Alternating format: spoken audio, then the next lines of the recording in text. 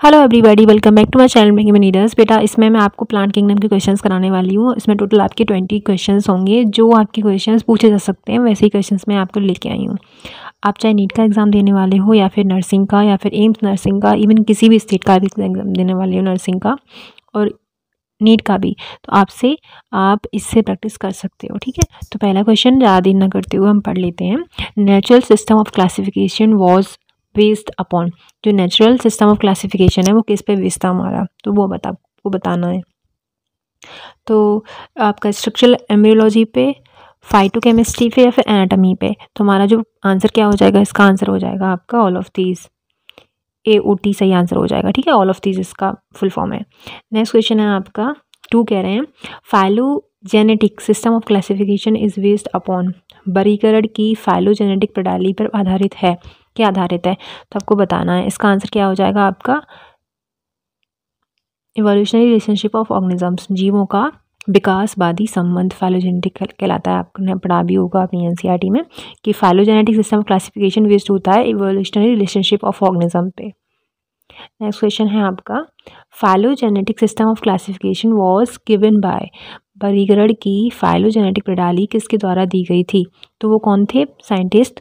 उन साइंटिस्ट का नाम था हमारा इंगलर एंड पेंटेन। नेक्स्ट क्वेश्चन है कि एल्गी क्या होती हैं आपकी, मतलब एल्गी हैं, एल्गी आर और शैवाल हैं। तो शैवाल क्या होते हैं आपकी क्लोरोफिल बियरिंग ऑटोट्रॉफ होते हैं या सिंपल एंड थॉलॉइड होते हैं या फिर बोथ A एंड B होते हैं या फिर हेटरोट्रॉफ्स होते हैं। तो इसका आंसर क्या हो जाएगा आपका, इसका आंसर हो जाएगा आपका C, both A and B। मतलब जो क्लोरोफिल हमारी होते हैं वो भी बियर करते हैं हमारे एल्गी, और सिंपल और थैलॉइड भी हो सकते हैं हमारे।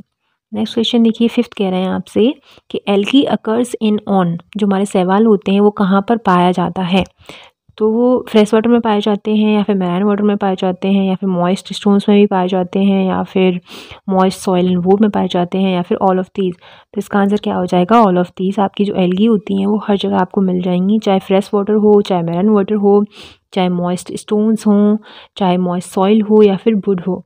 तो आपने देखा भी होगा जो हमारी एल्गी हैं इससे पानी में भी आपको मिलती हैं, चाहे फ्रेश पानी हो चाहे वो मैराइन वाटर हो। मैराइन वाटर मतलब समुद्री पानी, जो खारा पानी होता है उसमें भी आपको एल्गी मिल जाएगी। मॉइस्ट स्टोन्स भी मिल जाती है। मॉइस्ट स्टोन्स जैसे आपने देखा होगा, कभी भी आप पहाड़ी क्षेत्र में अगर गए हों तो आप किसी भी पत्थर पे कहते हैं कि पत्थर पे संभल के चलना वरना फिसल जाओगे, तो एल्गी की वजह से ही होता है।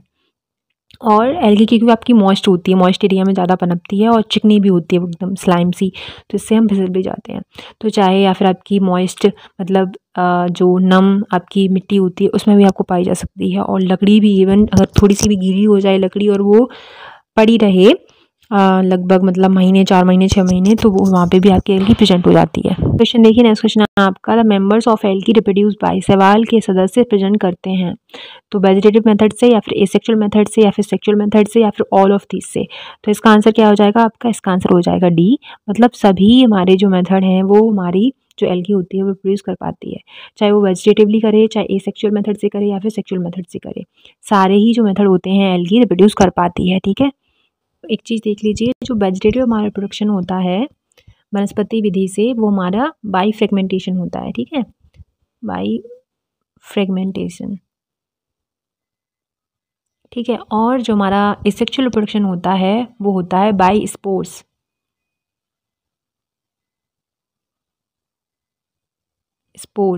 स्पोर्स के द्वारा हमारा एसेक्सुअल रिप्रोडक्शन हो जाता है हमारी एल्गी में। और मोस्ट कॉमन जो आपका होता है वो होता है जू स्पोर्स, आपको मिल जाएंगे इसमें। मोस्ट कॉमन बीइंग होता है तो वो क्या होता है, हमारे जू स्पोर्स होते हैं, जू स्पोर्स। ठीक है, यहाँ पे लिख दे रही हूँ मैं जू स्पोर्स।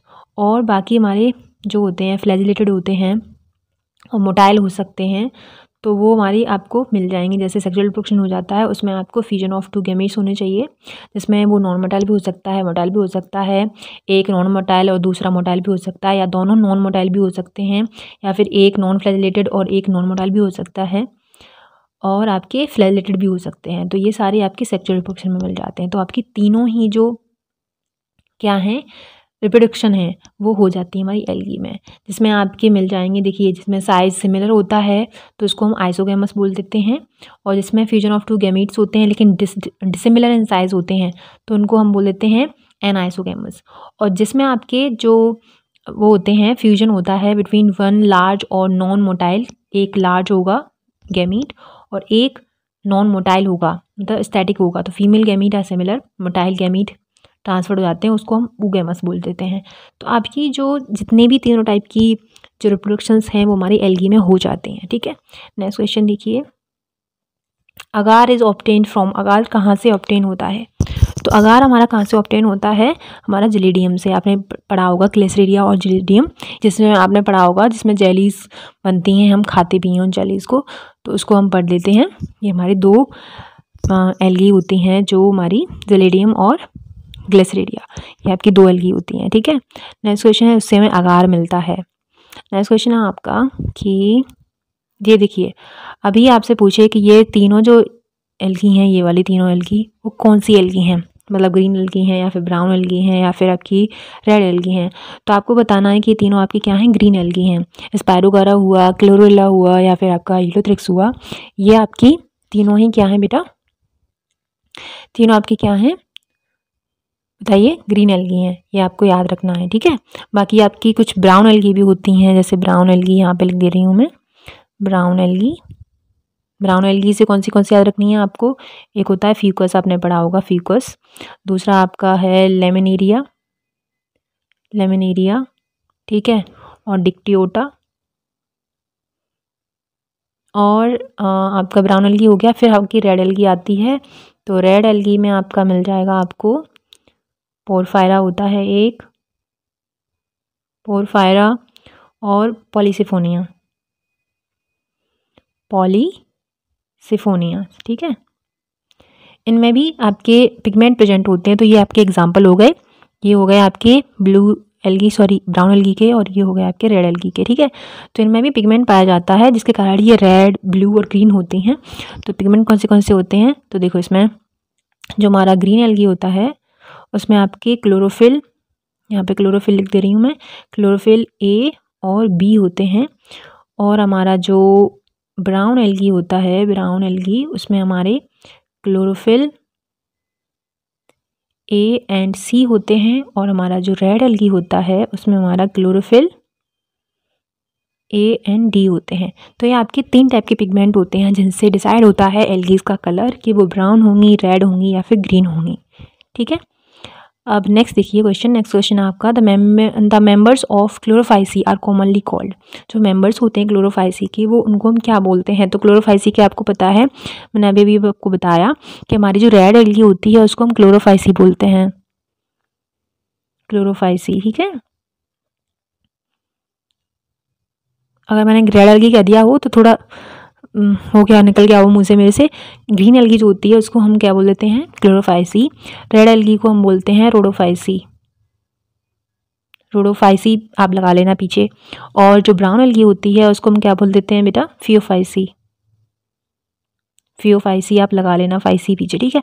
तो ये आपके तीन नाम भी होते हैं जिससे डिसाइड होता है, कलर के कॉम्प्लेक्शन के हिसाब से डिसाइड हो जाता है कि जो ग्रीन एल्गी है उसको हम क्लोरोफाइसी बोलेंगे। क्यों? क्योंकि उसमें हाँ आपके जो आपने देखा होगा क्लोरोफिल की वजह से हमारी जो पत्तियाँ होती हैं वो ग्रीन दिखती हैं, तो इसलिए क्लोरोफाइसी बोल देते हैं उसको, ग्रीन एल्गी को। और ब्राउन एल्गी उसको फियोफाइसी और रेड एल्गी को रोडोफाइसी, ठीक है। और पिगमेंट भी मैंने आपको बता दिए हैं कौन से आपके क्लोरोफिल प्रेजेंट होते हैं उनमें, तो आपको ये याद रखना है। तो आपको मेंबर पता चल गया ना, मेंबर ऑफ क्लोरोफाइसी कौन होते हैं, कॉल्ड, उनको हम ग्रीन एल्गी बोलते हैं। नेक्स्ट क्वेश्चन देखिए, जो ब्रायोफाइट्स होते हैं इंक्लूड क्या करते हैं। तो ब्रायोफाइट्स के दो एग्जांपल हैं आपके। ब्रायोफाइट्स आपके लिवरबर्ट और मॉसेस पाए जाते हैं। जैसे आपने एक सीक्वेंस पढ़ा होगा प्लांट किंगडम में कि हमारी जो भी प्लांट किंगडम है वो हमारी एल्गी किस में आती हैं, प्लांट में आती हैं। ब्रायोफाइट किस में आते हैं, प्लांट में आते हैं। टाइडोफाइट किस में आते हैं, प्लांट में आते हैं। जिम्नोस्पर्म किस में आते हैं, प्लांट में आते हैं। और एडवांस जो हमारे होते हैं प्लांट, सबसे ज़्यादा एडवांस जो प्लांट में आता है वो आता है एंजियोस्पर्म। और पूरे वर्ल्ड में, पूरे मतलब बायोस्फीयर में आपके एंजियोस्पर्म ही सबसे ज़्यादा पाए जाते हैं। जो भी फ्लावर आप फूलों का देखोगे, जो भी खिले हुए जिस प्लांट पे आपको फ्लावर मिलेंगे तो वो सारे एंजियोस्पर्म होते हैं। कहीं भी देख लेना आप, कहीं भी आपके आसपास हों, कहीं और जाओ आप वहाँ पे देख लो, तो जिस भी प्लांट पे आपको फ्लावर मिलेंगे तो वो सारे आपके एंजियोस्पर्म्स होते हैं, ठीक है। तो ब्रायोफाइट्स इंक्लूड करते हैं लिवरबर्ट और मॉसेस को। अब ब्रायोफाइट आपके एक लिंक है इनका, देखिए प्लांट किंगडम का एक लिंक है जिसमें सबसे पहले हमें एल्गी पढ़ते हैं। एल्गी पढ़ते हैं, फिर हम पढ़ते हैं ब्रायोफाइट्स को, ठीक है। देन हम पढ़ते हैं टेरिडोफाइट को, ठीक है। फिर हम पढ़ते हैं एल्गी, ब्रायो, टेरिडो और जिम्नो, और लास्ट में हमारा आ जाता है एंजियोस्पर्म। एंजियो को तो हम ब्रीफली पढ़ते हैं 11th में भी और 12th में भी, ब्रीफली बहुत ज़्यादा जानते हैं। 11th में हमने मॉर्फोलॉजी पढ़ी होगी हमने, ठीक है। फिर एनाटॉमी पढ़ेंगे हम 11th में, और देन जब हम सेकेंड ईयर में जाते हैं तो हम पढ़ते हैं sexually reproduction of flowering plant. तो फ्लावरिंग प्लांट का मतलब क्या है, मीन्स वही है कि एंजियोस्पर्म्स को ही हम ब्रीफली पढ़ रहे हैं, ठीक है। तो जैसे जैसे हम एल्गी से ब्रायोफाइट, टेरिडोफाइट और जिम्नोस्पर्म और एंजियोस्पर्म जाते हैं तो वैसे वैसे कॉम्प्लेक्सिटी भी बढ़ती जाती है और वैसे वैसे बड़े बड़े बदलाव भी आने लगते हैं हमारे प्लांट्स में, ठीक है। तो इसलिए ब्रायोफाइट की जो क्लास है उसमें क्या है, आपको मिलेगा ब्रायोफाइट का जो ब्रायोफाइट्स हमारे, तो उसमें 2 एग्जांपल हैं आपके, लिवर बर्ड और मॉसिस। तो लिवर बर्ड थोड़ा सा कम कॉम्प्लेक्स है और एज़ कम्पेयर टू मॉसिस, तो मॉसिस ज़्यादा कॉम्प्लेक्स है। वैसे ही हमारी जो एल्गी होती है, एल्गी से आप ब्रायोफाइट जाओगे तो एल्गी थोड़ी कम कॉम्प्लेक्स होगी और एज़ कम्पेयर टू ब्रायोफाइट, और ब्रायोफाइट कम कॉम्प्लेक्स होंगे एज़ कम्पेयर टू टेरिडोफाइट, और टेरिडोफाइट कम कॉम्प्लेक्स होंगे एज़ कम्पेयर टू जिम्नोस्पर्म, और जिम्नोस्पर्म कम कॉम्प्लेक्स होंगे एज़ कम्पेयर टू एल्गी, मतलब एंजियोस्पर्म्स। तो ऐसे ऐसे आपकी कॉम्प्लेक्सिटी बढ़ती जाती है, ठीक है। तो ये आपके 2 एग्जांपल हो गए ब्रायोफाइट के। ब्रायोफाइट क्या इंक्लूड करता है, तो वो हमारे लिवर बर्ड मॉसिस को करता है। अब पीट मॉस इज क्या होता है, तो पीट मॉस क्या है, एक फनीडिया है, फर्न है, एल्गी है या फिर स्फेगनम है। तो दलदल में उगने वाली एक प्रकार की शैवाल आपको बताना है, तो आपका क्या आंसर हो जाएगा, स्फेगनम। स्फेगनम एक पीट मॉस है, ठीक है। नेक्स्ट क्वेश्चन देखिए, नेक्स्ट क्वेश्चन है आपका 11, कह रहे हैं in bryophytes and pteridophytes transport of male and gamete required, ठीक है। तो ब्रायोफाइट्स होते हैं और टेरिडोफाइट होते हैं, उनमें जो हमारा नर युग्मक होता है उसका परिवहन किसकी हेल्प से होता है, तो हमारा पानी के द्वारा होता है। तो आपका 11 का सी सही हो जाएगा। नेक्स्ट क्वेश्चन देखिए, मेगा स्पोरोफिल्स होते हैं is the term use to gymnosperm to denote. तो जिम्नोस्पर्म में हमारे जो शब्द का यूज़ है, मेगा स्पोरोफिल शब्द जिम्नोस्पर्म में प्रयुक्त किया जाता है किसके द्वारा, तो जिम्नोस्पर्म जो डिनोट किया जाता है मेगा स्पोरोफिल में वो हमारे कार्पल होते हैं, ठीक है। नेक्स्ट क्वेश्चन देखिए, नेक्स्ट क्वेश्चन आपका 13 कह रहे हैं आपसे angiosperms are also called. Angiosperms को हम क्या बोलते हैं, तो हमने आपको बताया कि जितने भी एंजियोस्पर्म्स होंगे, जितने भी फ्लावरिंग प्लांट्स होते हैं उनको हम एंजियोस्पर्म्स बोलते हैं। सी ऑप्शन आपका सही हो जाएगा। नेक्स्ट क्वेश्चन है स्मॉलेस्ट फ्लावरिंग प्लांट क्या होता है, तो स्मॉलेस्ट फ्लावरिंग प्लांट कौन सा है आपको बताना है, तो वो है बॉल्फिया। नेक्स्ट क्वेश्चन है आपका, नेक्स्ट क्वेश्चन है the tallest tree species is. Tallest tree species कौन सी है वो आपको बतानी है, तो ये वाला आंसर आप बताएंगे मुझे 15 का, जो भी XYZ जो भी आपका आंसर होगा वो आप मुझे कमेंट में बताएंगे और बताना जरूर, प्लीज़ आप सिंसियर रहा करो, आप बताया करो, प्लीज़ प्लीज़ प्लीज़, रिक्वेस्ट है आपसे। नेक्स्ट क्वेश्चन है आपका 16, कह रहे हैं जो एंजियोस्पर्म्स होते हैं हमारे, प्लांट्स आर डिवाइडेड इनटू, किस में डिवाइड करते हैं एंजियोस्पर्म्स को हम, तो हम पढ़ेंगे इस, वैसे कि नीट का जो सिलेबस है उसमें से एंजियोस्पर्म का जो पार्ट है वो निकाल दिया है प्लांट किंगडम में से, लेकिन जब हम पढ़ते हैं आगे मॉर्फोलॉजी पढ़ते हैं या फिर हम एनाटॉमी पढ़ते हैं प्लांट की, फ्लावरिंग प्लांट की, और सेक्सुअल रिप्रोडक्शन पढ़ते हैं फ्लावरिंग प्लांट का, तो उसमें आपको एंजियोस्पर्म्स को बताया गया है 2 कैटेगरीज में डिवाइड किया गया है उनको, एक होते हैं डाइकॉट और एक होते हैं मोनोकॉट। तो आपका आंसर कौन सा हो जाएगा, सी ऑप्शन सही हो जाएगा कि जो एंजियोस्पर्मिक प्लांट होते हैं वो डिवाइड होते हैं इनटू 2 भागों में, जिसमें डाइकॉट होगा और मोनोकॉट होगा।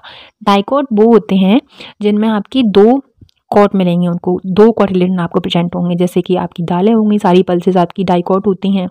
मोनोकॉट वो होते हैं जिनमें एक ही कॉटिलेडन मिलेगा आपको, जैसे आपका हो गया गेहूँ, चावल, ये आपके मोनोकॉट होते हैं, ठीक है। जिनके बीज, जो उनके सीड होते हैं, जिसके सीड होते हैं उन सीड्स को हम 2 भागों में ना विभाजित कर सकें, ठीक है, 2 पार्ट्स में ना इजीली डिवाइड कर पाएँ, तो वो मोनोकॉट होते हैं।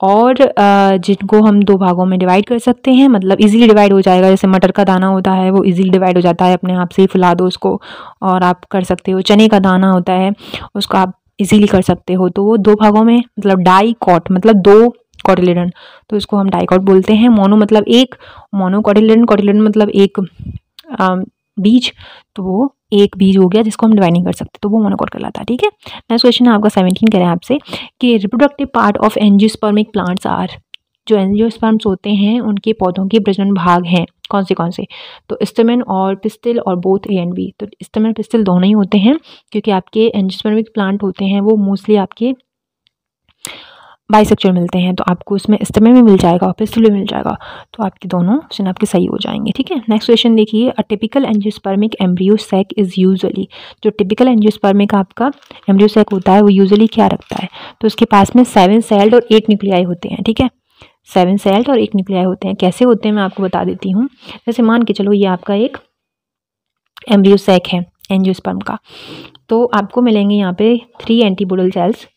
ठीक है, 3 एंटीपोडल सेल मिल गए, 2 आपकी पोलर न्यूक्लियाई मिल जाएंगी आपको, और आपके यहाँ पे सिनर्जिड सेल्स मिल जाते हैं आपको।